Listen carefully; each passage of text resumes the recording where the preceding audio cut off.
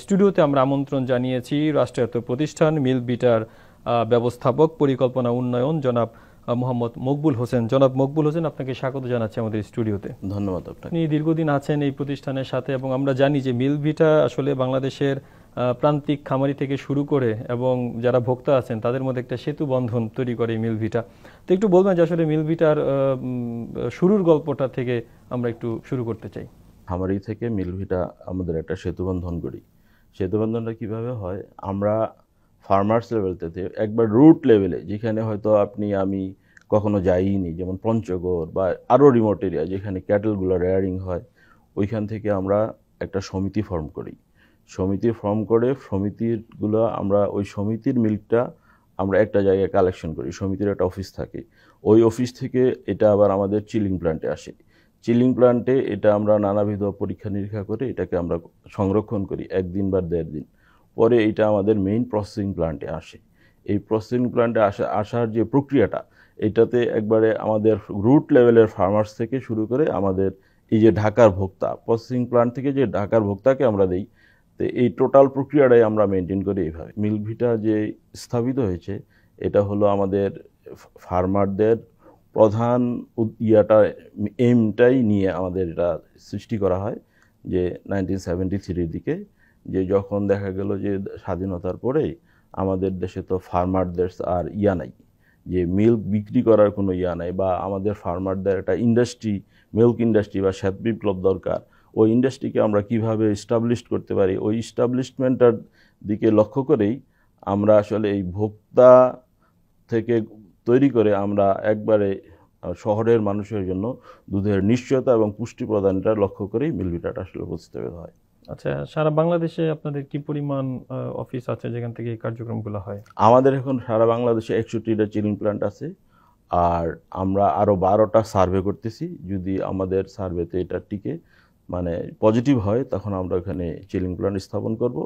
বর্তমানে আমাদের 61টা chilling plant এবং 3টা প্রসেসিং প্ল্যান্ট আছে। আমরা বিভিন্ন সময় দেখে থাকি যে দুধের আসলে মান নিয়ে একটু কথা ওঠে। তো এই বিষয়ে আসলে রাষ্ট্রায়ত্ত প্রতিষ্ঠান হিসাবে আপনাদের নতুন কোনো পরিকল্পনা আছে কিনা? আমাদের মান নিয়ন্ত্রণকারী সংস্থা হলো বিএসটিআই। নতুন আছে জাতীয় ভোক্তা অধিকার কর্তৃপক্ষ।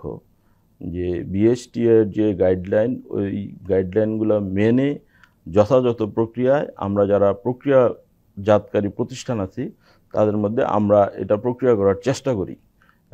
100% আমরা এটা ফলো করার চেষ্টা করি, এখানে কোনো ত্রুটি বিচ্যুতি নেই। আমাদের প্রত্যেকটা মিল্ক বা প্রত্যেকটা প্রোডাক্ট 7-8 ধাপে ক্রস চেক হয়। আমাদের যখন মানে মান আপ টু দ্য মার্ক না হলে আমরা ওটা আসলে নেই না, এটা নেওয়ার আমাদের আসলে স্কোপে তৈরি হয় না।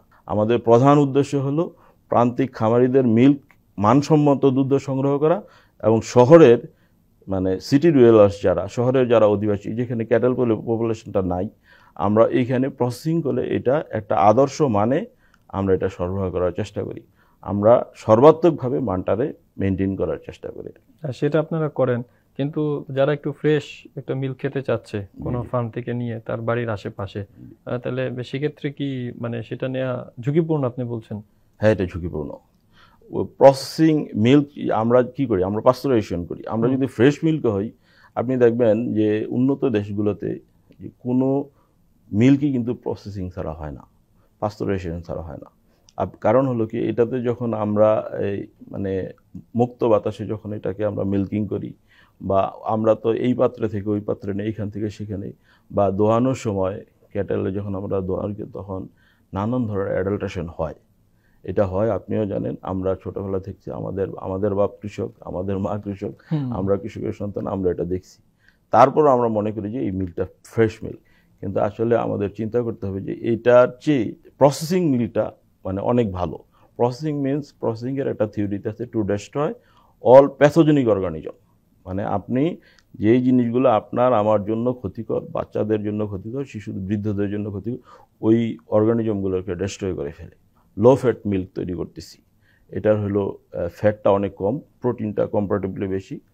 যাদের বাচ্চাদের এবং বয়স্ক যারা, তারা কিন্তু আপনার আমার মতো এই নর্মাল মিল্কটা খেতে পারে না। ওই যে আমি যে ফার্ম থেকে যে ফ্রেশ মিল্কটা আনলাম, এটা আমার জন্য আদর্শায়ন নাও হইতে পারে, মানে স্ট্যান্ডার্ড নাও হইতে পারে।